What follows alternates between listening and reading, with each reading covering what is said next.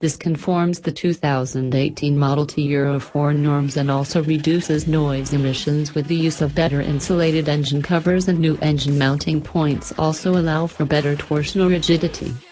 Just like the new Brutale 800, the Dragster 800RR also gets styling tweaks like the revised fairing design, new headlight, and the revised tail section that now comes with a hollow see-through element for a polished look. The taillight now has a singular unit instead of the twin LED seen before and sure does look more upmarket. The new semi-handlebars are adjustable for riders to set their own preference of length. How fancy!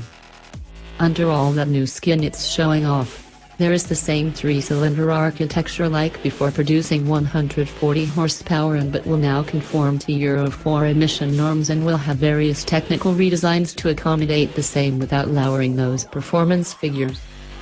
Primarily, the engine gets optimized balance shaft and gearings along with new intake cam profiles and titanium valves.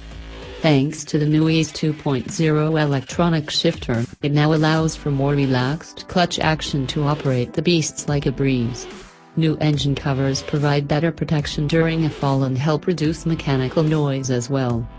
All that said, the roar is never subdued.